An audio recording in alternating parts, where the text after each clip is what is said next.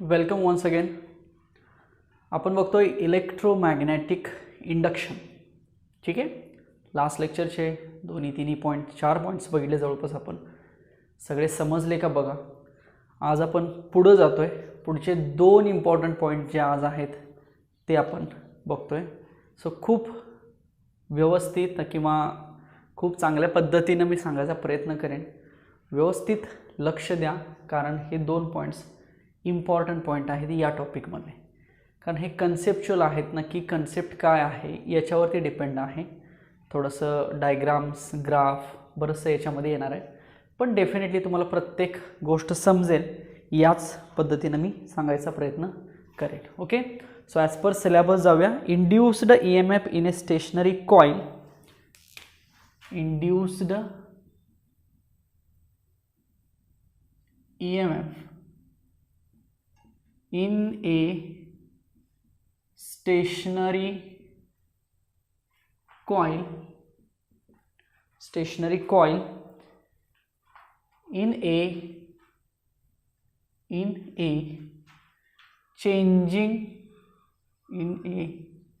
changing magnetic field. बघा, in a changing magnetic field. आता साहजिकच इथे कॉईल आहे, मॅग्नेट असणार आहे, मॅग्नेटिक फील्ड असणार आहे. फक्त कॉईल कशी आहे बघा. Coil is stationary. कॉईल ही एका जागेवरती असेल. फक्त चेंज काय होते, मॅग्नेटिक फील्ड चेंज होते, किंवा ते जे कॉईल बरोबर लिंकेज असतं ना मॅग्नेटिक फील्डचं, किंवा मॅग्नेटिक फ्लक्स म्हणतो आपण, ते मॅग्नेटिक फील्ड चेंज होणार आहे. आता इथं काल आपण मॅग्नेटिक फील्ड कॉन्स्टंट म्हटलं होतं आणि मग कॉईल त्याच्यामधनं फिरवली होती ना, बरोबर. पण आता कॉईल तशीच ठेवूया, मॅग्नेटिक फील्ड चेंज करायचा प्रयत्न करू. म्हणजे याचा अर्थ काय करायला लागेल बघा. एक कॉईल घ्यावं लागेल आणि त्या कॉईलमधनं मॅग्नेट घालवावं लागेल, कारण मॅग्नेट म्हणजे मॅग्नेटिक फील्ड तयार करणार आहे ना. सो मॅग्नेट जेव्हा कॉईलच्या मधनं जाईल, असा जाईल, इकडं जाईल, तिकडं जाईल, तेव्हा आपण काय म्हणूया की मॅग्नेटिक फील्ड चेंज होते. पण कॉईल कशी आहे, स्टेशनरी कॉईल आहे. अर्थ समजला. म्हणजे याच्यामध्ये आपल्याला कॉईल स्टेशनरी ठेवायचे, कॉईल एका जागेवरती ठेवायचे. फक्त चेंज काय करायचं आहे, मॅग्नेटिक फील्ड चेंज करायचं. मग मॅग्नेटिक फील्ड चेंज करायचं असेल तर आपल्याला एका मॅग्नेटची मदत घ्यावी लागेल. मग तो मॅग्नेट त्या कॉईलमधनं पास करायचा. म्हणजे कॉईल एका जागेवरती, पण मॅग्नेट निघून येतोय जातोय, त्यामुळे मॅग्नेटिक फील्ड काय होतंय, चेंज होते. Okay. So question is like, for a magnet coil system, किंवा ही एक मॅग्नेट कॉईल सिस्टीम आपल्याला बघायची की ज्याच्यामध्ये मॅग्नेट असेल, कॉईल असेल. So it is a magnet coil system. आणि याच्यामध्ये आपल्याला प्रूव्ह करायचं आहे what ever the peak EMF, म्हणजे E0 जे असेल ते डायरेक्टली प्रोपोर्शनल असेल θ0 ला आणि इनव्हर्सली प्रोपोर्शनल असेल टाइम पिरियडला.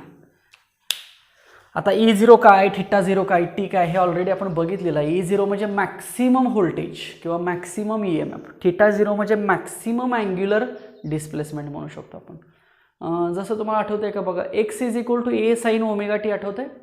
तर त्यातला जो A हा एक्सच आहे ना, फक्त त्याला मॅक्सिमम डिस्प्लेसमेंट म्हटलं जातं, जेणेकरून ॲम्प्लिट्यूड म्हटलं आपण त्याला. आठवतं आहे. तसा हा E0 इज इक्वल टू, किंवा E is equal to E0 sin ωt, तसं θ is equal to θ0 sin ωt. Equations लिहून आपण त्याच्यामधली मॅक्सिमम व्हॅल्यू सांगू शकतो कुठली, आणि टी म्हणजे काय, टाइम पिरियड. सो हे आपल्याला प्रूव्ह करायचं या मॅग्नेट कॉईल सिस्टीमच्या मदतीनं. लक्षात येत आहे. चला मग बघूया याच्यामध्ये काय आहे. तर एक पहिल्यांदा semi circle aluminium metallic frame आहे. सेमी सर्कल इथं फिक्स केलेली आहे. याला पिवोट म्हणतो आपण. ओके. It is fixed. म्हणजे हे आता ही अशी रोटेट होणार, म्हणजे हलणार आहे इकडे तिकडे, ऑसिलेट होणार आहे. Simple, it can be oscillate.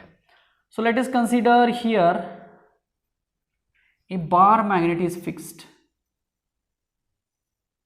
Suppose this is हा काय आहे, एक बार मॅग्नेट फिक्स केलेला आहे. Consider this is bar magnet. Okay. हा बार मॅग्नेट पण काय होईल, ह्या सेमी सर्क्युलर कॉईलवरती रोटेट होईल. इथे कॉईल आहे, फिक्स्ड कॉईल.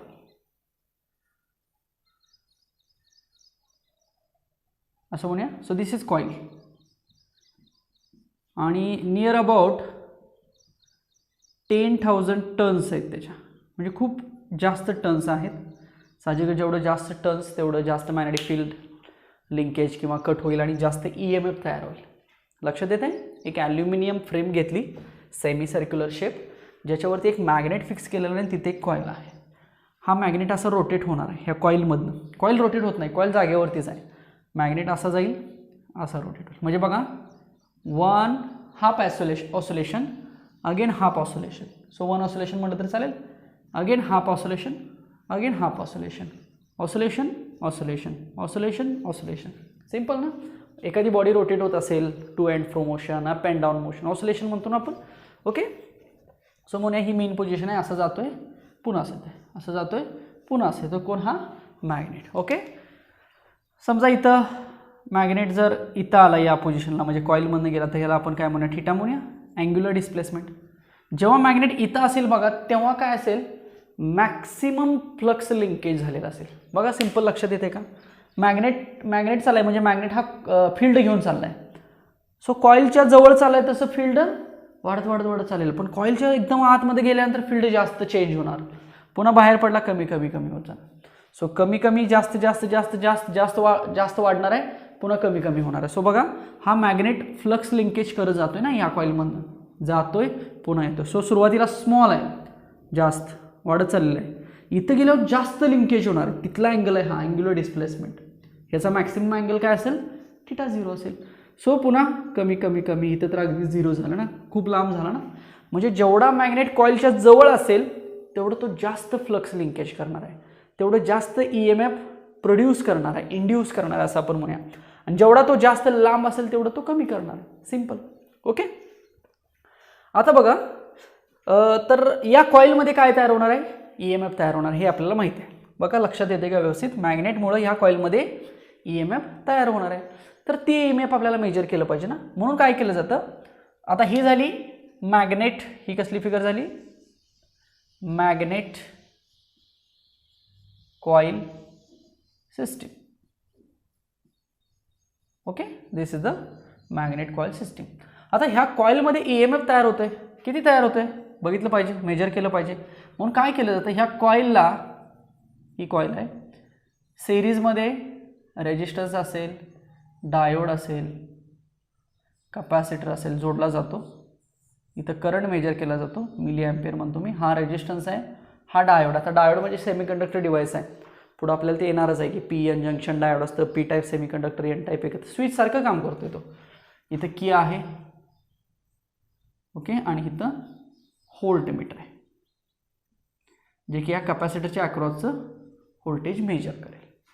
सो ही जी सर्किटरी आहे ती कुठं आहे? तर या कॉईलच्या सिरीजमध्ये आहे. म्हणजे इथं दाखवलेलं नाही, पण ती सेपरेट दाखवली. रेजिस्टन्स, करंट लिमिटिंग, डायोड हा स्विच म्हणून काम करेल. C हा स्टोरेज डिव्हाइस, कॅपॅसिटर हा जे काही EMF तयार होईल ते स्टोअर करायचा प्रयत्न करेल, ते इथं दिसेल आपल्याला, म्हणजे व्होल्टेज मेजर होईल. ॲज वेल आपल्याला करंट काढता येईल. आणि ही आपली काय आहे? तर कॉईल आहे, ज्याला की एवढ्या टर्न्स आहेत. ही कॉईल इथं आहे आणि ह्या कॉईलला सिरीजमध्ये इथं लावलेलं, फक्त इथं न दाखवतं ते इथं दाखवलं. सिम्पल. सो ही एक झाली सर्किटरी. सो ह्याला म्हणूया आपण कॉईल फिगर म्हणतो मी. Coil is connected in series to diode म्हणतो मी. ओके. सो कॉईल डायोडला सिरीजमध्ये कनेक्ट केलेली आहे. ही झाली दुसरी डायग्राम. बघा, पहिल्या डायग्राममध्ये मी काय सांगितलं की एक सेमी सर्क्युलर फ्रेम घेतलेली आहे, त्याच्यावरती मॅग्नेट आणि कॉईल आहेत. मॅग्नेट हा रोटेट होणार आहे विथ अँग्युलर डिस्प्लेसमेंट, पण कॉईल ही रोटेट होणार नाही. जेव्हा मॅग्नेट कॉईलपासून खूप लांब असेल, the magnet is so far from the stationary coil, then there is a no linkage of the magnetic field, magnetic flux, किंवा चेंज होणार नाही, कट होणार नाही.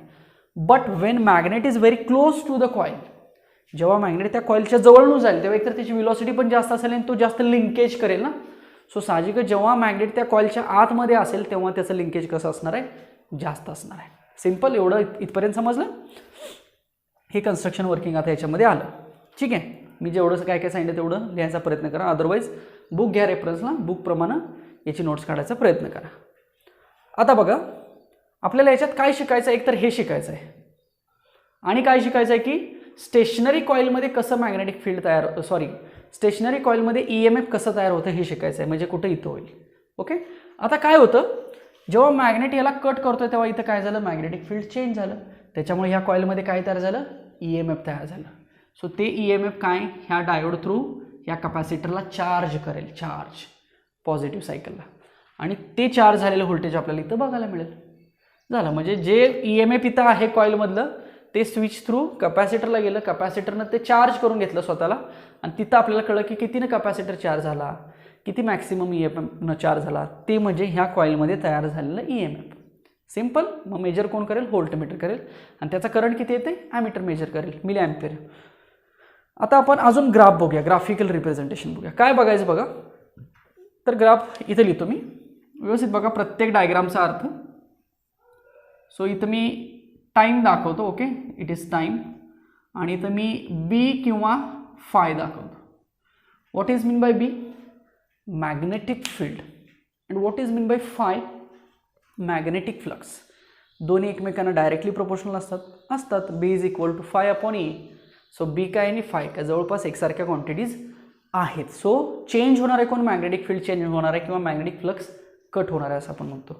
आता बघा, जेव्हा मॅग्नेट हा ह्या कॉईलपासून खूप लांब आहे तेव्हा काही लिंकेज असेल का, साहजिकच नसेल.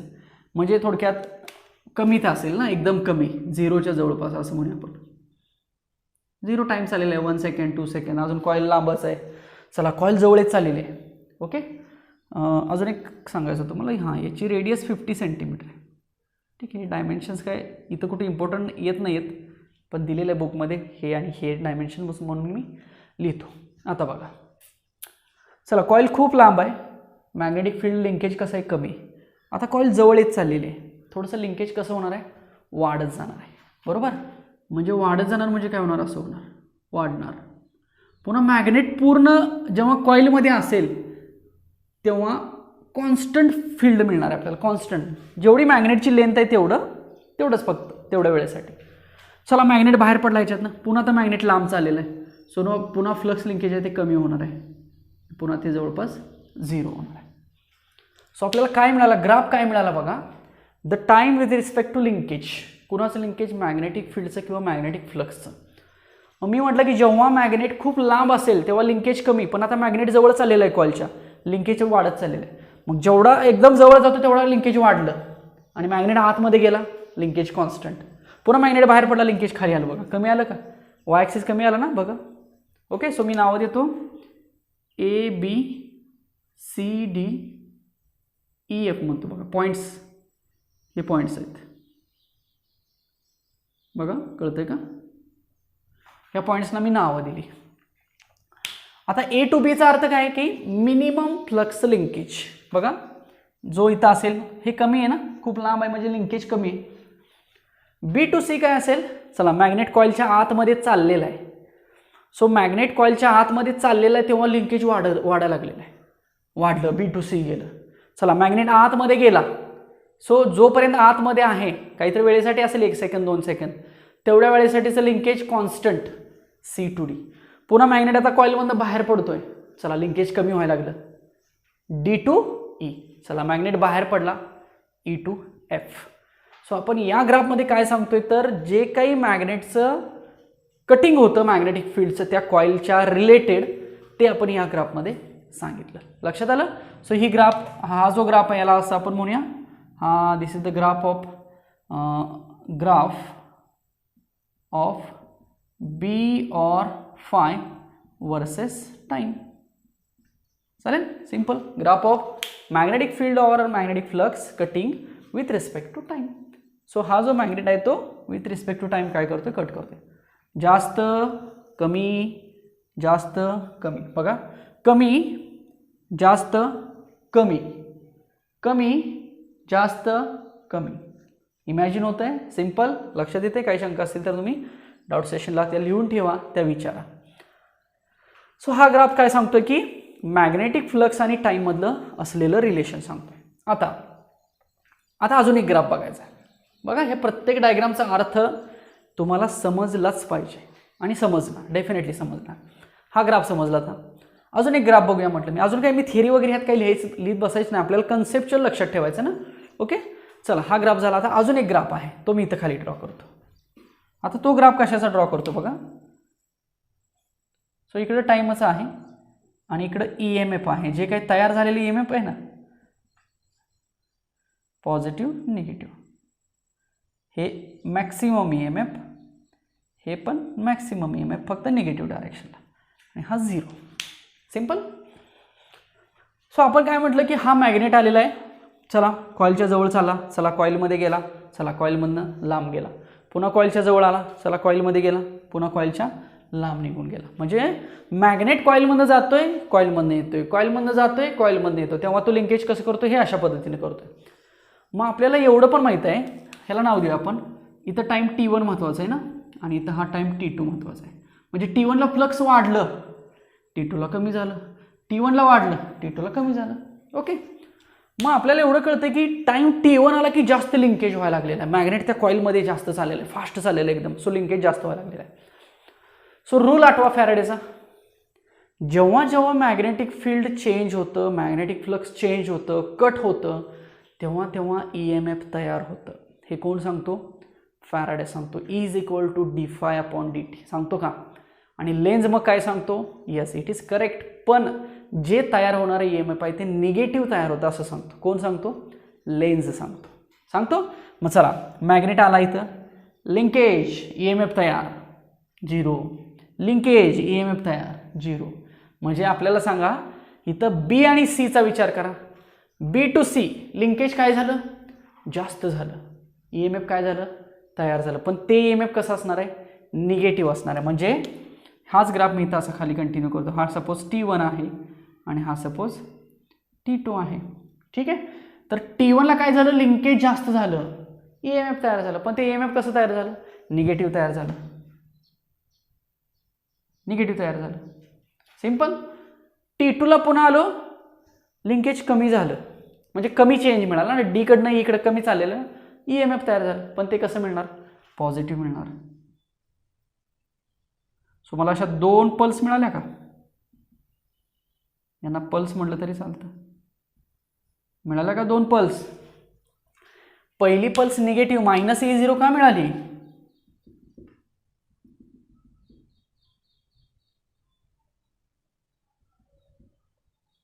पहिली -E0 का मिळाली? निगेटिव्ह का मिळाली?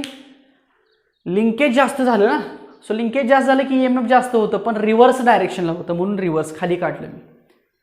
पुन्हा नंतर हे लिंकेज कमी झालं, म्हणजे जास्त कडनं कमी झालं, कॉईल बाहेर पडली बघा याच्यातनं. ओके. तेव्हा काय झालं? पुन्हा EMF तयार झालं, पण ते डायरेक्शन कशी झाली? रिव्हर्स झाली ना पहिल्यापेक्षा, म्हणून कसं झालं? EMF पॉझिटिव्ह मिळालं. सो आपल्याला हा ग्राफ कशाचा मिळाला? याला काय म्हणतो मी? Figure graph of induced EMF E versus time. बघा व्यवस्थित हे लिहून घ्या सगळं. ह्या 4 डायग्राम याच्यामध्ये महत्त्वाचे आहेत. झालं, 4 डायग्राम्सच होत्या इम्पॉर्टंट. आता मॅथमॅटिकल आहे. बघा काय अवघड आहे का? सगळे पॉईंट्स कुठले कुठले बघा बघितले आपण. पहिला कन्स्ट्रक्शन वर्किंगचा पॉईंट, ठीक आहे. नंतर दुसरा, ह्या कॉईलला एक सर्किट कनेक्ट केली कशासाठी? EMF मेजर करण्यासाठी. Coil is connected in series to the diode, voltage measure करण्यासाठी. तिसरा पॉईंट, लिंकेज कसं होतं चेंज, कमी कुठं जास्त कुठं, मॅग्नेट कसा चाललेला आहे, कुठनं येतो, मॅग्नेट जाताना काय होतं, येताना काय होतं, ते आपण इथं लिंकेज ग्राफ काढला. आणि लिंकेज झाल्यामुळं काय होतं? EMF तयार होतं. तर ते किती EMF तयार होतं? तर हे असं तयार होतं. सो पॉझिटिव्हला निगेटिव्ह का झालं? लेन्झनं सांगितलं म्हणून. निगेटिव्हला पॉझिटिव्हला काय झालं? लेन्झनं सांगितलं म्हणून. लक्षात येते? सो आपला जो फॉर्म्युला आहे तोच फॉर्म्युला इथं वापरायचा आहे. E=-dφ/dt किंवा मॅग्निट्यूड ऑफ E=+dφ/dt.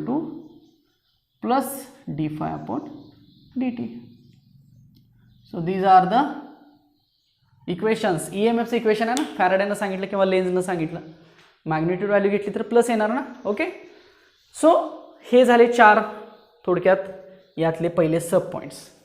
पहिल्यांदा ही डायग्राम, आता ह्याच्याबद्दल 1-2 लाईन्स लिहायच्या. ही डायग्राम, याच्याबद्दल 2 लाईन्स लिहायच्या, फार लिहायचं नाही. ही डायग्राम, याच्याबद्दल 1-2 लाईन्स लिहायच्या.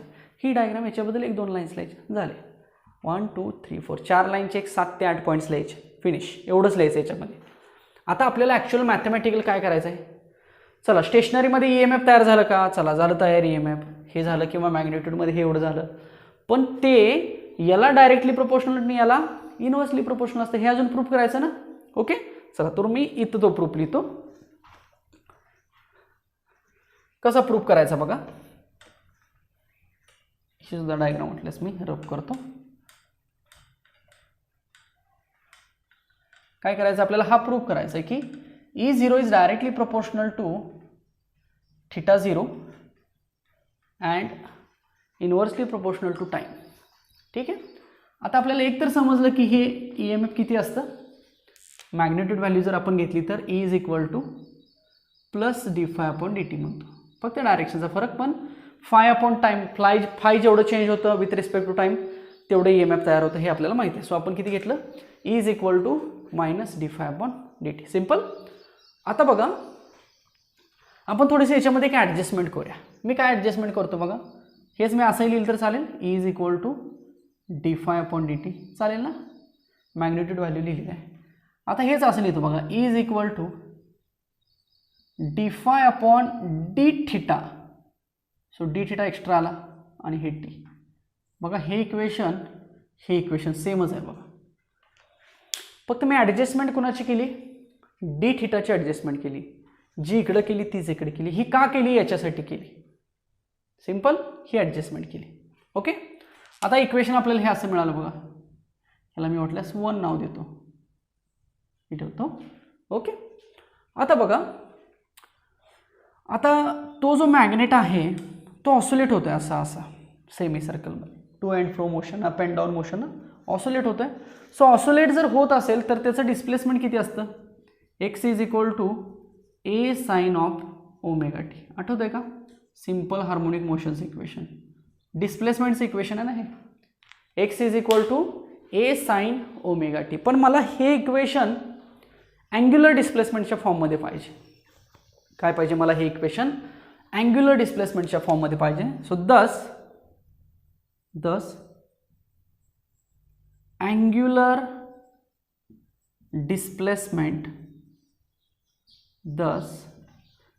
Displacement, theta is equal to, एक्सच्या ऐवजी मी काय केला थीटा, एच्या ऐवजी मी θ0 म्हणतो.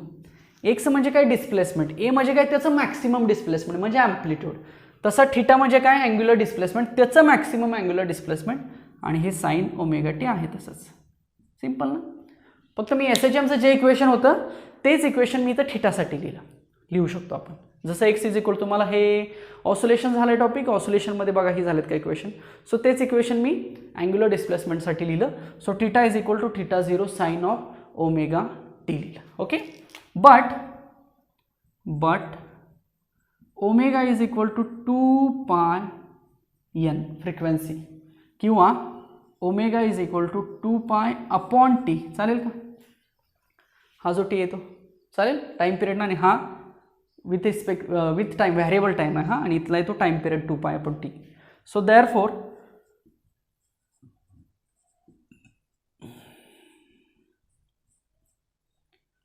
इंटू टी असं लिहितो मी. Suppose this is equation number 2. पुढचं रब करतो मी. सिंपल, समजतंय, कळतंय, शंका लिहून ठेवत चला त्या वेळेला, आणि डाऊट नंतर विचारा. सो θ इज इक्वल टू किती लिहिलं आपण, θ0 साइन 2π/t इंटू टी. ओमेगाच्या ऐवजी काय लिहिलं, 2π/t लिहिलं. आपण काय करूया, differentiate equation 2 with respect to time. Okay, मग काय होणार बघा, देअरफॉर याचं येणार dθ/dt इज इक्वल टू, हा कॉन्स्टंट आहे बाहेर आला, साइन थीटाचं डेरिव्हेटिव्ह, हा टोटल थीटा आहे ना, साइन टी आला बघा इथं, फक्त जर टी असतं तर कॉस टी लिहिलं असतं ना, बरोबर का, पण हा साइन थीटा आहे ना. ओके, सो साइन थीटा किंवा साइन टीचं डेरिव्हेटिव्ह काय असतं, कॉस टी असतं. सो साइन हे सगळं येणार आहे, so cos 2π/t into small T. पण ह्यात हा एक्स्ट्रा आहे ना 2π/t, म्हणून त्याचा extra derivative with respect to time, म्हणजे ह्या with respect to time. So एवढं असतं ना, हे माहिती आहे डेरिव्हेटिव्हचा role. So therefore dθ/dt is equal to θ0 2π/t cos of omega T म्हणूया, चालेल ना. चालेल की ओमेगा टी म्हटलं तर. इथं आला का ओमेगा? सिंपल ना, हा ओमेगा टी झाला. सो इक्वेशन आपल्याला हे मिळालं तिसरं. चेक करा. So D theta upon D T is equal to theta 0 2 pi upon T cos of omega T. म्हणजे आपल्याला बघा this is equal to this is equal to this cos omega T. असं का म्हणतोय मी? X is equal to A sine omega T. तसंच X is equal to A cos omega T पण असतं ना, असतं की ऑसिलेशनमध्ये. पार्टिकल स्टार्ट फ्रॉम एक्स्ट्रीम पोझिशनला किती डिस्प्लेसमेंट असतं? X is equal to A cos omega T असतं. सो एक्स म्हणजे डिस्प्लेसमेंट, ए म्हणजे त्याचं मॅक्सिमम डिस्प्लेसमेंट, कॉस म्हणजे त्याचं फंक्शन ऑसिलेटरी फंक्शन, आणि ओमेगा टी म्हणजे त्याचा अँगल. सेम इथं बघा X is equal to A cos omega T. याच्यासारखंच दिसतंय ना, दिसतंय. म्हणजे हे जे आहे D theta upon D T, याची मॅक्सिमम व्हॅल्यू किती आहे? एक्सची मॅक्सिमम व्हॅल्यू किती असते? ए असते. एक्सची मॅक्सिमम व्हॅल्यू किती असते? ए असते. थिटाची मॅक्सिमम व्हॅल्यू किती आहे? थिटा 0 आहे. तसं डी थिटा अपॉन डी टीची मॅक्सिमम व्हॅल्यू किती? Theta 0 2 pi upon T. So हा जो आहे ना D theta upon D T, हा म्हणजे काय आहे? Angular displacement with respect to time. त्याचं हे इक्वेशन मिळालं. तर ह्या angular displacement with respect to time म्हणजे हा ओमेगा आहे थोडक्यात. ह्याची व्हॅल्यू मॅक्सिमम व्हॅल्यू किती असते? तरी एवढी असते. लक्षात आलं? सो ती असते थिटा 0 2 पाय अपॉन टी इतकी असते. ओके. सो आता बघा, पुट दिस 3 इक्वेशन, पुट 3 into 1 कुठं आहे शोधा? इथं आहे बघा. सो 3 1 मध्ये पुट करा. So therefore E is equal to D phi upon D T, आणि D theta upon D T बद्दल काय पुट करायचं? Theta 0 2 pi upon T cos of omega T. चालेल का? बघा चालेल. लक्षात येते? म्हणजे जर हे मॅक्सिमम व्हॅल्यूच्या स्वरूपात लिहायचं झालं तर कसं येणार? E max is equal to हे D phi upon D T आहे तसंच, आणि ह्यातला फक्त मॅक्सिमम म्हणजे कोण? Okay. So therefore E max म्हणजेच E0 किंवा ई मॅक्स म्हणतो पीक व्हॅल्यू, आठवते का? Peak voltage peak value is directly proportional to theta 0 and inversely proportional to time period. बघा हा प्रूफ आपण लिहिला होता का? सो काय केलं त्याच्यासाठी? ही एवढी केली सुरुवात. बाकीचं काही लक्षात ठेवत बसायचं नाही. जेवढं मी सांगितलेलं आहे कन्सेप्च्युअल तेवढंच डोक्यात घ्यायचं आणि तेवढ्याचाच व्यवस्थित अभ्यास करायचा, कारण तेवढंच इम्पॉर्टंट आहे. बघा काय काय म्हटलं आपण. सो जे काही मॅग्नेट आणि कॉईलमधलं रिलेशन आहे, आता इथं कॉईल स्टेशनरी आहे, मॅग्नेट फिरतोय. याच्या आधी काय होतं, जनरली कॉईलला पण मॅग्नेटला पण आपण रोटेट करायचो, एकमेकांच्याकडं मूव्ह करत होतो. पण इथं कॉईल फिक्स ठेवायची स्टेशनरी आणि मॅग्नेट रोटेट करायचं. सो आधी थेरॉटिकल आपण सगळं सांगितलं, त्या 4 डायग्राम सांगितल्या, त्याचं रिलेशन्स बघितलं, आणि सगळ्यात महत्त्वाचं हे मॅथमॅटिकल रिलेशन की ज्याच्यामध्ये काय सांगितलं जातं तर ई मॅक्स किंवा E0 is directly proportional to theta 0 and inversely proportional to time period. Okay. So this theta 0 is nothing but maximum angular displacement. म्हणजे साहजिकच बघा, ती कॉईलची डायग्राम आठवा मॅग्नेटची. जेवढं जास्त वरती जाईल, जेवढं जास्त थिटा 0 होईल तेवढं जास्त लिंकेज होणार आहे आणि तेवढं जास्त EMF तयार होणार आहे. लक्षात येतोय? ओके. सो जेवढं जास्त जाईल म्हणजे थोडक्यात जेवढा जास्त जाईल तेवढा टाइम पिरियड पण जास्त होईल ना. लक्षात येते का? सो टाइम पिरियड जास्त झाला की काय होईल? EMF कमी होईल. सो म्हणजे टाइम पिरियडवरती पण डिपेंड आहे. सो जेवढा कमी टाइम पिरियड असेल, जेवढा कमी वेळेत ते टाइम पिरियड कंप्लीट करेल. टाइम पिरियड म्हणजे काय? नंबर ऑफ ऑसिलेशन्स पर किंवा the time required to complete one oscillation. Okay. So टाईमला मात्र ते कसं आहे? इनवर्सली प्रोपोर्शनल आहे. सो हे रिलेशन इम्पॉर्टंट आहे. So E0 is directly proportional to theta 0 upon T. चला पॉज करा, स्क्रीन लिहून घ्या, मी रब करतो. पुढचा पॉईंट बघूया आपण.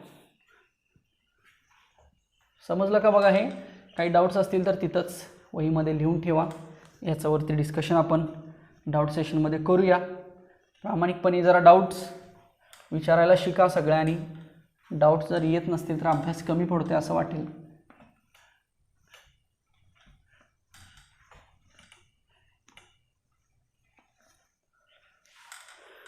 चला पुढचा पॉइंट बघूया.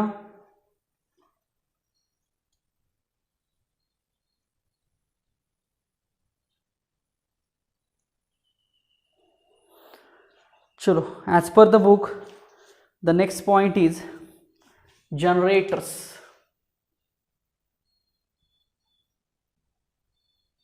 जनरेटर्स. चला आलं बघा आता ॲक्युरेट जनरेटर म्हणजे काय आलं बघा, की म्हणजे लाईट तयार होते म्हणतो ना आपण जनरेटरमध्ये. सो ती लाईट का तयार होते, कशी तयार होते, हे थोडक्यात आपल्याला इथं बघायला मिळेल. आपण मोटर बघितलेलं आहे याच्या आधी. मोटर काय काम करते बघा. तर आपण मोटरला लाईट देतो म्हणजे इलेक्ट्रिक एनर्जी देतो, तेव्हा ती मोटर फिरते आणि ती पाणी खेचते, किंवा फॅनची मोटर फिरते आणि आपल्याला वारं लागतं. सो इलेक्ट्रिक एनर्जी दिल्यामुळं मेकॅनिकल एनर्जी कन्वर्ट झाली मोटरमध्ये. आता इथं अपोजिट होणार आहे. ओके, सो पहिल्यांदा ब्लॉक डायग्राम बघा. ब्लॉक डायग्राम असे म्हणूया आपण. सो जनरेटर आहे हा. सो जनरेटरला काय दिलं जातं, तर इनपुट हे मेकॅनिकल एनर्जी असतं. हे ऑलरेडी मी तुम्हाला सांगितलं आहे बऱ्याच वेळेला. ओके, मग इनपुटमध्ये काय काय येणार आहे, तर टॉर्क येईल किंवा मोशन येईल. ठीक आहे, तर त्याच्या आत म्हणजे जो शाफ्ट असतो ना, शाफ्ट किंवा रोटेटर, त्याला काय दिलं जातं, टॉर्क दिलं जातं, टॉर्क. ठीक आहे, त्याच्या आतमध्ये जी असेंब्ली त्याला. आणि आपल्याला काय मिळतं, लाईट मिळते. लाईट मिळते म्हणजे EMF मिळतं, म्हणजेच इलेक्ट्रिकल एनर्जी मिळते. So look at the block diagram. So block diagram shows if we give the mechanical energy to the generator. आता जनरेटरमध्ये तो शाफ्ट आहे, त्याला आर्मेचर म्हटलं जातं. त्याला फिरवलं जातं इंजिनच्या मदतीनं, म्हणजे त्याच्यावरती टॉर्क अप्लाय केला जातो. आणि टॉर्क अप्लाय केल्यामुळे काय होतं, तर तो आर्मेचर मॅग्नेटिक फ्लक्स कट करतो. आणि मॅग्नेटिक फ्लक्स कट केल्यामुळं तो काय तयार करतो, तर EMF तयार करतो. म्हणजे थोडक्यात कुठली एनर्जी आपल्याला मिळते आउटपुटला, इलेक्ट्रिकल एनर्जी मिळते. So we will get mechanical energy into electric, और conversion of mechanical energy into electrical energy. So this is the basic principle of the generator. आता त्याची डायग्राम बघूया. Construction in the sense diagram. याचा principle कळलं का सगळ्यांना बघा. Principle is what, principle the device which converts mechanical energy into electrical energy. एक असं डिव्हाइस आहे की ते काय करते, मेकॅनिकल एनर्जी कन्वर्ट करतं इलेक्ट्रिकल एनर्जीमध्ये. म्हणजे थोडक्यात मेकॅनिकल एनर्जी म्हणजे फिरणं ना, मोशन, फोर्स, टॉर्क, आणि ते कन्वर्ट कशात होतं, इलेक्ट्रिकल एनर्जीमध्ये. तर आता ॲक्च्युअल कन्स्ट्रक्शनमध्ये बघा डेफिनेटली तुम्हाला समजेल की नक्की ते काय होत असतं. सो आपण पहिल्यांदा घेऊया की एक इथं नॉर्थ आणि साऊथ असे दोन पोलचे मॅग्नेट्स, स्ट्रॉंग मॅग्नेट्स आहेत. मग याच्यामध्ये मॅग्नेटिक फील्ड असेल ना, नॉर्थ टू साऊथ. याच्यामध्ये कॉईल आहे, आठवतंय हे आपण बघितलं होतं एक एक्सप्रेशन. तर हा कॉईलमध्ये मी असा करंट आहे असं दाखवतो, लाईक दिस. ओके, बघा काय म्हटलं मी, दोन पोल्स घेतले, दोन पोलच्या मध्ये एक कॉईल प्लेस केलेली. ठीक आहे, आता ह्या कॉईलचं काम काय आहे बघा. ह्या कॉईलला करंट पास करायचं ह्या कॉईलमधून. ठीक आहे, पण सॉरी, हे कॉईल रोटेट करायचे, करंट नाही पास करायचं. आपल्याला करंट मिळणार आहे, कॉईल रोटेट करायचे. मग आपल्याला ही जर कॉईल रोटेट करायची असेल तर आपल्याला कोणाची तर मदत घ्यावी लागेल. ओके, म्हणजे आपल्याला शाफ्टची मदत घ्यावी लागेल, शाफ्टची. लाईक इथे एक शाफ्ट आहे, इथे एक शाफ्ट आहे, असं मी कन्सिडर करतो. Okay, so these are the shafts, किंवा ह्याला आर्मेचर असं म्हटलं जातं, armature. Okay, So by using these shafts, the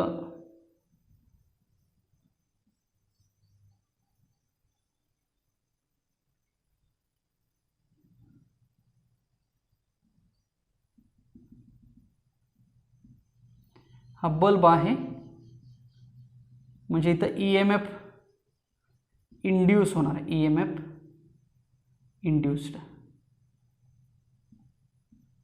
ठीक आहे.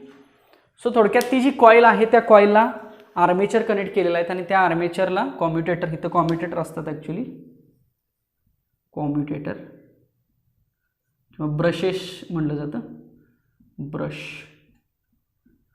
ओके. आता आपला रोल काय आहे, ती कॉईल फिरवायची आहे. ओके. सो कॉईल फिरवल्यानंतर करंट आपल्याला मिळणार आहे. सो चला फ्लेमिंग राईट हँड रूलकडे जाऊया. Force, magnetic field, electric current. काय म्हटलं मी? Force, magnetic field,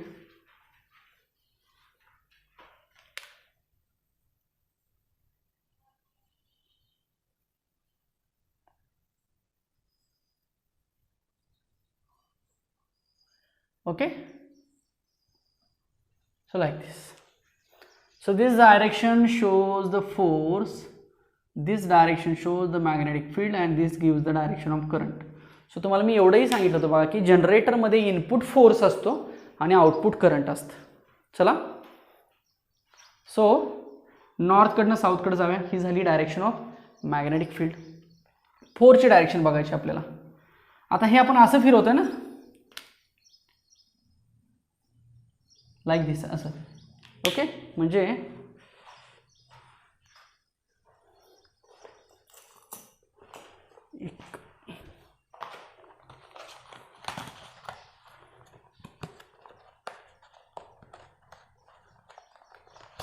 so consider दिस कॉईल. ही अशी कॉईल आहे ना, लाईक दिस. ओके. सो ही कॉईल आपण अशी फिरवतोय, बरोबर. सो या कॉईलच्या या बाजूवरती फोर्स अपवर्ड डायरेक्शनला आहे, या बाजूवरती फोर्स डाऊनवर्ड डायरेक्शन आहे. Equal and opposite force torque act होणार ना असेंब्ली फिरवल्यामुळं, आर्मेचर शाफ्ट फिरवल्यामुळं. फील्डची डायरेक्शन फिक्स आहे आपली. दिस फोर्सची डायरेक्शन आपल्याला मिळाली बघा. This is field. Okay. This is, व्यवस्थित लक्ष द्या, सोपं आहे. ही कॉईलची एक बाजू झाली आणि ही कॉईलची दुसरी बाजू झाली. 1 2. चालेल. आता मला सांगा, ही कॉईल आपण अशी फिरवणार आहे. सो ह्या कॉईलवरचा फोर्स कुठं असेल? वरती असेल ना. This my thumb indicates the force. North to south हे मॅग्नेटिक फील्ड असेल. सो करंट कुठं असेल बघा? आतल्या डायरेक्शनला असेल का? आतल्या डायरेक्शनला दिसतोय. सिंपल. म्हणजे करंट असा क्रिएट झाला इथं. पुन्हा इथं या, पुन्हा यासाठी असंच या, फक्त फोर्सची डायरेक्शन बघा.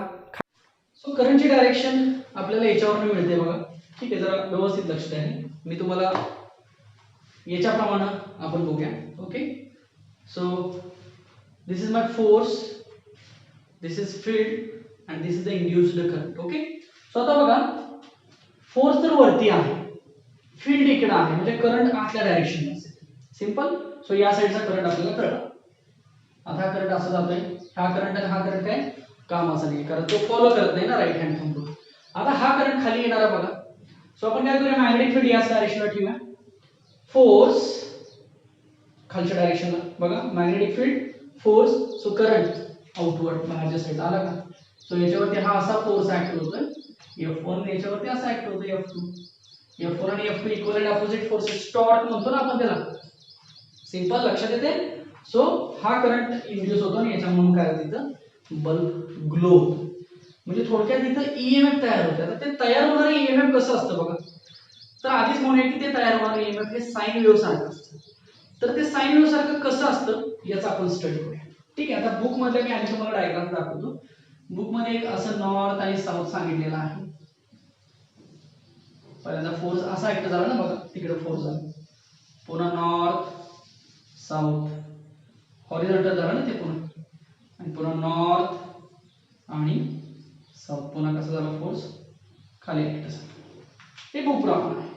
पण अजून थोडासा प्रॅक्टिकल विचार करूया आपण याच्यावर, थोडासा प्रॅक्टिकल विचार करू की नक्की काय होतं याच्यामध्ये. प्रॅक्टिकल विचार का करायचा, कारण आपल्याला सर्किटवरनं जायचंय ना. सो सर्किटवरनं जाऊया, प्रॅक्टिकल विचार करूया की काय होतं. चला, ही कॉईल असं म्हटलं होतं मी, सध्या कॉईल अशी आहे हॉरिझॉन्टल. ही कॉईल एक राऊंड मारायचा आहे कॉईलचा, लाईक दिस. एक राऊंड मारला मी. मग मी एक राऊंड मारत असताना ह्या कॉईलचे 4 पार्ट कंप्लीट करतोय बघा. 1 2 3 4 4 पार्ट्स आय कॅन कंप्लीट, और I am completing the 4 part. बघा, ही कॉईल अशी इनिशियली रेस्ट आहे, 0 ला आहे. 90 degree, 180 degree, 270 degree, 360 degree. Simple. So 4 part complete केले कॉईलनी. सो बघा, नॉर्थ साऊथ. पहिल्यांदा कॉईल इनिशियल आहे, पहिल्यांदा कॉईल आपण उभी केली, ए टू बी म्हणूया. कॉईल उभी झाली ना. आता हीच कॉईल आडवी होणार आहे, नॉर्थ साऊथ अशी होणार. इकडे बी येणार, इकडे येणार. आता हीच कॉईल पुन्हा उभी होणार, इकडे बी येणार, इकडे ए येणार. आणि हीच कॉईल पुन्हा आडवी होणार, फक्त अशी होणार बघा. इकडे बी येणार, इकडे ए येणार. चालेल. सो इथं 90 डिग्री फिरली ही कॉईल, इथं 180 डिग्री, आणि इथं 270 डिग्री, आणि इथं 360 डिग्री. चालेल. 4 पार्ट मध्ये काय झाली, कॉईल रोटेट झाली बघा. सिंपल. आता आपल्याला एक समजलं की कॉईल फिरल्यामुळे ईएमएफ तयार झालं, ते ईएमएफ ची डायरेक्शन वगैरे सगळे बघितलं आपण राईट हँड रूल प्रमाणे. आता ऍक्च्युअली ईएमएफ कसं तयार होते हा आतमध्ये कॉईलमुळे ते आपण बघूया. तर कॉईल काय करते की फिरते 4 पार्ट मध्ये. एक रोटेशनच बघायचं फक्त, असे नंबर ऑफ रोटेशन्स असतात. सो एका रोटेशन मध्ये कॉईल 4 पार्ट कंप्लीट करते. सो प्रत्येक पार्ट कंप्लीट करत असताना कॉईल मॅग्नेटिक फ्लक्सला चेंज करते किंवा मॅग्नेटिक फ्लक्सला कट करत चाललेली. सो पहिलं कट केलं, दुसरं, तिसरं आणि चौथं असं कट करते. सो 4 राऊंड्स मारले, सॉरी 4 पार्ट्स कंप्लीट केले आणि एक राऊंड कंप्लीट केला. सिंपल. आता बघा, हेच आपण थोडंसं ग्राफच्या फॉर्म मध्ये काढूया. ठीक आहे. तर ग्राफच्या फॉर्म मध्ये कसं काढायचं बघा. इकडे समजा टाइम आहे, इकडे ईएमएफ किंवा करंट इंड्यूस होते असं आपण म्हणतो, पॉझिटिव्ह आणि निगेटिव्ह. तर कॉईल 0 ला होती तेव्हा काहीच ईएमएफ तयार झाला नाही. सो 0 ला 0च. पण कॉईल जेव्हा 0 वरनं 90 डिग्रीला गेली तेव्हा मात्र कॉईल खूप जास्त मॅग्नेटिक फ्लक्स कट केला, तेही पॉझिटिव्ह डायरेक्शनला. म्हणजे जेव्हा कॉईल 0 पासून 90, इकडे आपण ओमेगा टी पण म्हणतो ना, टाइम बरोबर थीटा म्हणतो ना, थीटा. सो 90, 180, 270, 360. ओके. सो कॉईलने काय केलं, मॅक्सिमम मॅग्नेटिक फ्लक्स कट केलं. सो मॅक्सिमम ईएमएफ मिळाला. याला आपण E0 म्हणूया, मॅक्सिमम ईएमएफ E0. आता कॉईल इकडून अशी झाली, हॉरिझॉन्टल झाली. सो खाली आली, म्हणजे फ्लक्स कट केलं पण पहिल्यापेक्षा रिव्हर्स डायरेक्शनला कट केलं. सो करंट कमी झाला ना. सो करंट कमी झाला, आला 0 ला. आता कॉईल पूर्ण हॉरिझॉन्टल झाली, काही फ्लक्सच कट होत नाहीये ना, साइन 180 0 असतं. सो पुन्हा कॉईल अशी झाली, उभी झाली. सो पुन्हा रिव्हर्स डायरेक्शनला कट केलं. सो पुन्हा करंट असा मिळाला. पुन्हा इथून 270 कडे करंट गेला. सो थोडक्यात 4 पार्ट मध्ये करंट मिळाला का बघा आपल्याला. 1 2 3 4. सगळ्यात जास्त करंट कुठल्या पार्टला मिळाला, या पार्टला मिळाला. इथं करंट कमी झाला, इथं निगेटिव्ह जास्त मिळाला, इथं निगेटिव्ह कमी झाला पुन्हा. ओके. सो ही जी व्हॅल्यू याला म्हणलं जातं मायनस E0. मॅक्सिमम व्हॅल्यू फक्त डायरेक्शन कशी, निगेटिव्ह डायरेक्शन. सो 4 पार्ट मध्ये आपल्याला ईएमएफ मिळतं किंवा करंट मिळतो. ह्या 4 पार्ट मध्ये हा करंट इकडं तयार झालेला मिळाला. ओके. सो आपल्याला साइन वेव्ह मिळाली. लक्षात आलं. मग साइन वेव्ह मिळाली तर साइन वेव्हचं आपल्याला सिंपल इक्वेशन माहिती आहे एसएचएम मधलं, x is equal to A sine omega T. So हेच इक्वेशन याच्यासाठी असेल ना, ह्याच्यासाठी हेच इक्वेशन लागू होणार. फक्त ते आपण प्रूव्ह करूया कसं येणार आहे ते. हेच इक्वेशन अॅनालॉगस येणार आहे ह्या साइन वेव्हसाठी, कारण साइन वेव्हच आहे ना ही. लक्षात आलं का. सो 4 पार्टमध्ये जेव्हा तो रोटेट होतो तेव्हा तो 4 पार्टमध्ये असं ईएमएफ तयार करतो. मग मला सांगा, जर असं नंबर ऑफ पार्ट्समध्ये जर तो रोटेट होत असेल तर काय करेल, नंबर ऑफ सायकल्स तयार करेल ना. सिंपल आहे. मग नंबर ऑफ सायकल्स तयार केल्या म्हणजे जनरेट केली आणि आपल्याला लाईट मिळाली. सिंपल. आता हे इक्वेशन्स कसं सॅटिस्फाय होतं ते आपण बघूया. हे समजलं का बघा व्यवस्थित डायग्राम आणि हे सगळ्या पोझिशन्स, हे सगळं ड्रॉ करून घ्या व्यवस्थित. इम्पॉर्टंट आहे आजचं लेक्चर. दोन्ही पॉईंट्स थोडेसे मोठे आहेत पण सोपे आहेत, महत्त्वाचे आहेत. ओके. आता बघा आपल्याला माहिती आहे की E इज इक्वल टू किती असतं, -dφ/dt. हे कोण सांगतो, फॅराडे सांगतो, लेन्झ सांगतो. आता किती EMF तयार झालं तर ते एवढंच असणार आहे, -dφ/dt असणार आहे. मग आपल्याला हे इक्वेशन काय करायचं आहे, याच्यासारखं मॅच करून दाखवायचं ना. ओके. सो आता आपल्याला माहिती आहे, बट फाय म्हणजे काय, फाय म्हणजे magnetic flux. What is mean by phi, phi is nothing but the magnetic flux. So फायची डेफिनेशन किती कशी असते, B.A cos θ. आठवतंय का बघा, ही this is the value of phi. Also phi is equal to B.A cos of ω t. सो थिटाच्या ऐवजी आपण काय पुट करूया, ω t. का, कारण ओमेगा म्हणजे काय असतं, θ/t असतं. देअरफॉर θ इज इक्वल टू किती, ω t असं म्हणू शकतो ना. बघा मी तिथे कारण पण लिहिलेलं आहे. So we can write θ is equal to ω t. Okay. So phi is equal to BA cos of ω t. So therefore मी इथे कंटिन्यू करतो. आता बघा ही व्हॅल्यू आपण इक्वेशन 1 मध्ये पुट करूया. Okay. So therefore E is equal to -d/dt. So phi is what, BA cos of θ. किंवा हेच मी असं लिहू, -d/dt BA cos of ω t. चालेल ना. आता समजा त्या कॉईलला नंबर ऑफ टर्न्स आहेत, तर नंबर ऑफ टर्न्स असतील तर फ्लक्स लिंकेज पण वाढतं ना. सो नंबर ऑफ टर्न्सनं सुद्धा काय आपण याला करू शकतो, मल्टिप्लाय करू शकतो. So NBA cos of ω t. चालेल, चालेल का. बघा नंबर ऑफ टर्न्सनं काय केलं आपण, तिथं मल्टिप्लाय केलं. सो नंबर ऑफ टर्न्स वाढल्यामुळे काय होणार आहे, मॅग्नेटिक फील्ड जास्त लिंकेज होणार, त्यामुळे जास्त EMF तयार होणार आहे. So therefore E is equal to -NBA common काढतो. सो राहिलं काय, d/dt cos of ω t. Okay. So E is equal to -NBA, याचं डेरिव्हेटिव्ह -sin ऑफ ω t, आणि ओमेगा एक्स्ट्रा आल्यामुळे त्याचं डेरिव्हेटिव्ह मधला रूल माहीत असेल हा. सो मायनस मायनस साईन निघून जाईल. So therefore E is equal to NBA omega sine of ω t. Check करा. तर हे इक्वेशन कुणाचं मिळालं, this is the equation of induced EMF. This is the equation of induced EMF. हे जे तयार झाले EMF आहे त्याचं इक्वेशन किती मिळालं, एवढं मिळालं. आता मला सांगा आपलं SHMचं इक्वेशन कसं असतं, x is equal to A sine ω t. त्यातला A काय असतो, ॲम्प्लिट्यूड असतो, मॅक्सिमम व्हॅल्यू असते ना. तशी याचा ॲम्प्लिट्यूड कोण झाला, हा झाला बघा एवढा. ओके. म्हणून हेच इक्वेशन लिहूया. Therefore E is equal to E0 sine of ω t. बघा काय काय लिहितो मी. Therefore E is equal to E0 sine of ω t.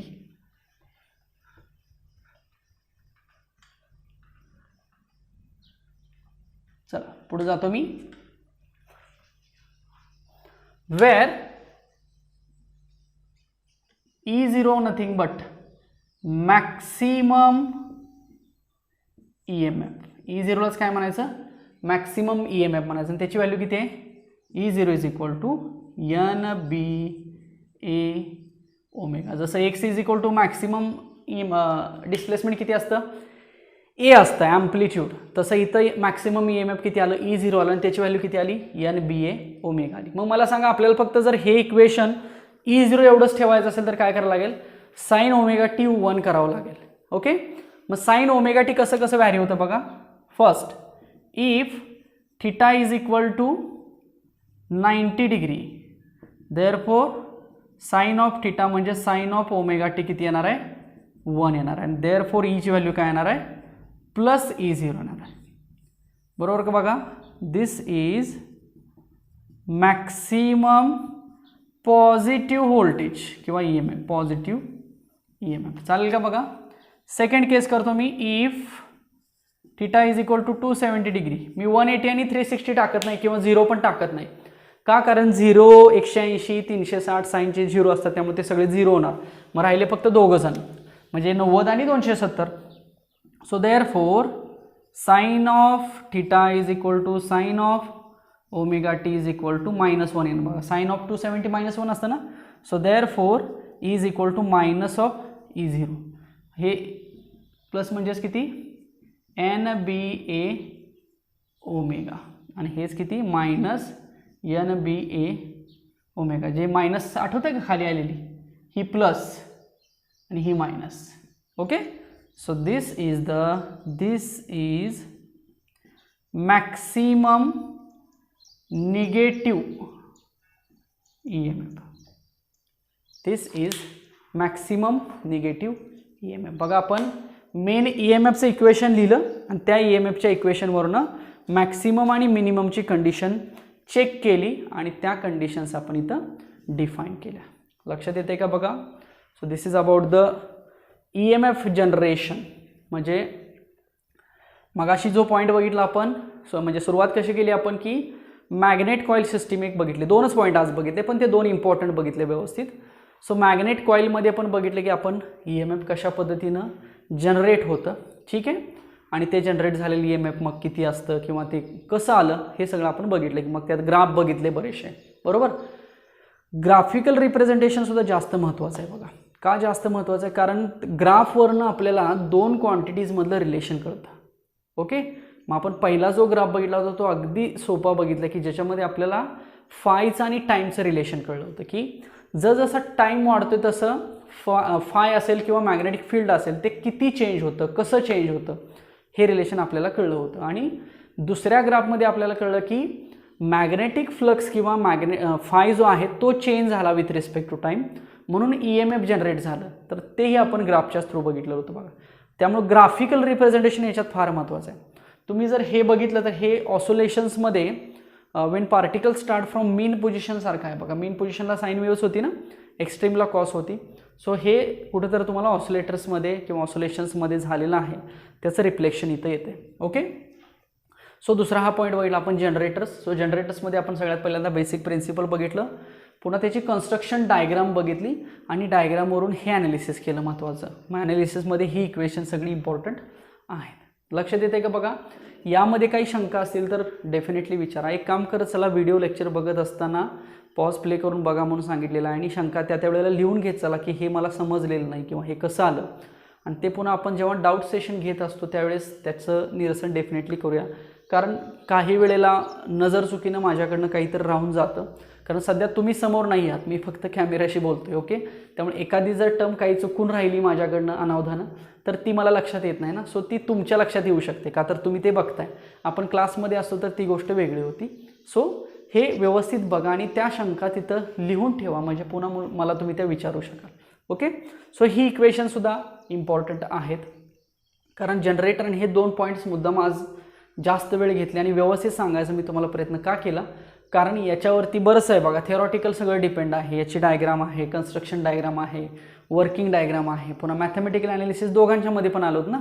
मग असे पण आलं जे आपण फॅराडेचं बघितलं तेच, आणि इथं पण आलं जे फॅराडेचं बघितलं तेच. ओके, सो दोन्ही पॉईंट्समध्ये EMF आपण फाइंड केलं आणि ते कसं आलं बघितलं, त्याचा रिझन त्याच्या मागचा, हे तर फार इम्पॉर्टंटच आहे. कारण मी तुम्हाला आधी पण म्हटलं होतं की हा टॉपिक जो आहे तो ॲज अ जनरेटर म्हणून काम करणार आहे, कारण मागचा टॉपिक ॲज अ मोटर म्हणून काम केलं ना. सो हा टॉपिक ॲज अ जनरेटर म्हणून काम करेल.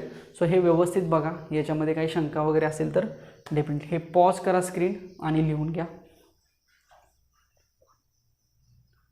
याच्यामधलाच आपण एक छोटासा पॉईंट, अजून एक ग्राफ आहे ते बघणार आहे. ओके, सो हे काय होतं तर साईन वेव्ह जनरेटर म्हटलं तरी चालेल तुम्ही याला. साईन वेव्ह कशी तयार झाली, किंवा आपण घरामध्ये जनरेटर लावतो जेव्हा इंजिननं फिरवतो जनरेटर, तेव्हा तो इंजिन काय करतो तर साईन वेव्ह तयार करतो. ठीक आहे, साईन वेव्ह क्रिएट करतो. सो ती साईन वेव्ह म्हणजेच इंड्युस्ड EMF. तर ते कसं झालं हे आता आपण बघितलं. म्हणजे फॉर एक्झाम्पल ही अशी डायग्राम बघितली. Okay, this is omega T and this is EMF. So this is AC signal. ह्यालाच AC सिग्नल म्हटलं तरी चालेल. ओके, आणि DC सिग्नल कसा असतो बघा, हा असा असतो ना, like this is DC signal. Okay, असतो ना असंच कंटिन्युअस व्हॅरी होतोय. याला मी वाटल्यास V म्हणतो, प्लस V म्हणतो, कंटिन्युअस. मग तो एकतर पॉझिटिव्ह असेल किंवा निगेटिव्ह पण असू शकतो DC सिग्नल. ओके, तर आता काय केलं जातं बघा, रेग्युलेटर्स असतात. रेग्युलेटर्स, तर रेग्युलेटर्समध्ये ACचं कन्व्हर्जन हे DCमध्ये केलं जातं. म्हणजे अल्टरनेटिंग सिग्नलचं कन्व्हर्जन हे डायरेक्ट सिग्नलमध्ये केलं जातं. मग आता हा झाला AC आणि हा झाला DC. सो याचं कन्व्हर्जन यामध्ये केलं जातं. मग त्याच्यासाठी ट्रान्सफॉर्मर वापरला जातो, रेक्टिफायर्स वापरले जातात, फिल्टर्स वापरले जातात, IC रेग्युलेटर्स वापरले जातात आणि मग आपल्याला असं प्युअर आउटपुट मिळतं. म्हणजे आपला मोबाईलचा चार्जर असतो, तर तो मोबाईलचा चार्जर आपण प्लगमध्ये जेव्हा लावतो, तो चार्जरचा जो बॉक्स आहे तो थोडक्यात काय रेग्युलेटर म्हणून काम करतोय. कारण आपल्या घरामध्ये तर AC व्होल्टेज असतं ना, आणि ते AC व्होल्टेज आपल्याला 5 व्होल्ट DC मोबाईल चार्ज करण्या इतपत मिळतं आपल्याला छोटंसं. म्हणजे ACचं कन्व्हर्जन कशामध्ये होतंय? DC मध्ये होते. सो हा रेग्युलेटर झाला आणि हा रेग्युलेटर म्हणजेच काम काय करतो? ACचं कन्व्हर्जन DC मध्ये करतो. ओके. पण या डायग्राममध्ये याचं कन्व्हर्जन एका पल्सेटिंग DC सिग्नलमध्ये केलं जातं. आता पल्सेटिंग DC सिग्नल म्हणजे काय? तर तो पल्स देणार आहे. Pulse means what? एक signal, another pulse, second, third pulse, fourth pulse, like pulsating signal देणार. तो परफेक्ट DC देणार नाही, बट तो पल्सेटिंग DC द्यायचा प्रयत्न करेल. मग पल्सेटिंग DC म्हणजे असं नव्हे. पल्सेटिंग म्हणजे अल्टरनेटिव्ह किंवा फ्रिक्वेन्सीचा पार्ट त्याच्यामध्ये आलाच. सो कॉम्युटेटरचं जर रिव्हर्स केली कनेक्शन्स तर आपल्याला हा पार्ट असा बघायला मिळतो बघा. म्हणजे जो पॉझिटिव्ह आहे तो पॉझिटिव्ह झाला, पण निगेटिव्ह आहे तो काय केला? पॉझिटिव्ह कन्वर्ट केला. सो हे जे व्होल्टेज आहे याला म्हटलं जातं पल्सेटिंग DC म्हटलं जातं. पल्सेटिंग DC सिग्नल म्हणून आपण याला. लक्षात आलं? मग हा पुढे अजून प्रोसेस केला की हा डायरेक्ट ह्याच्यामध्ये कन्वर्ट करता येतो. म्हणून मगाशी मी सांगितलं की मग ट्रान्सफॉर्मर असेल, रेक्टिफायर असेल, फिल्टर असेल, IC रेग्युलेटर असेल, ते सगळं यूज करायचं आणि पुन्हा हा पल्सेटिंग DC जो आहे तो ॲक्युरेट याच्यामध्ये कन्वर्ट करायचा प्रयत्न करायचा. लक्षात येते का बघा? सो हे झालं अल्टरनेटिंग सिग्नलचं कन्व्हर्जन कशामध्ये केलं जातं? पल्सेटिंगमध्ये केलं जातं. ओके. सो हा एक त्याच्यामधला छोटासा पॉईंट होता बघा. सो आपण आज 2 पॉईंट्स महत्त्वाचे बघितले. एक म्हणजे मॅग्नेट कॉईल सिस्टीमचा एक पॉईंट बघितला आणि दुसरा म्हणजे जनरेटर. जेवढं झालेलं आहे तेवढं सगळं व्यवस्थित लिहून घ्या. याच्यावरचा तुम्हाला आज होमवर्क दिला जाईल, तो होमवर्क सगळ्यांनी लिहून घ्या. सगळ्यात पहिल्यांदा तुम्हाला थेरी क्वेश्चन्स लिहावे लागतील याच्यावरती. 2 पॉईंटचे 2 थेरी क्वेश्चन्स तुम्ही आज लिहायचे आहेत आणि याच्यावरचे 3 न्यूमेरिकल्स तुम्ही सॉल्व करायचे आहेत. ओके. प्रत्येक लेक्चरला आपण 4 ते 5 बोर्डचे क्वेश्चन्स देतो आहे. सो पहिल्या लेक्चरला पण दिलेले आहेत, दुसऱ्या लेक्चरला दिलेले आहेत, आजचं हे तिसरं लेक्चर आहे या टॉपिकचं. सो या लेक्चरला सुद्धा तुम्हाला थेरी क्वेश्चन दिले जातील. सो काय करायचं आहे? तुम्ही 4 स्टेपमध्ये मी तुम्हाला सांगितलेलं आहे की पहिल्यांदा व्हिडिओ बघायचा, नोट्स काढायच्या, तिसरी स्टेप ते रिमेंबर करायचं, वाचायचं, पाठ करायचं आणि चौथी स्टेप दिलेला होमवर्क आहे तो लगेच तिथं लिहायचा. लक्षात येते? म्हणजे नोट्स आणि होमवर्क ह्या 2 गोष्टी रिपीट झाल्या तरी चालतील, पण नोट्स झाल्यानंतर लगेच क्वेश्चन आन्सर करून त्याचं तुम्हाला तिथं लिहावं लागेल. तर हा अभ्यास मग कुठंतरी व्यवस्थित जाईल आणि तुम्हाला चांगल्या गोष्टी कळत जातील CET point of view. Okay. चला आपण काही क्वेश्चन्स आहेत त्याच्यावरचे. सो क्वेश्चन्स लिहून घ्या.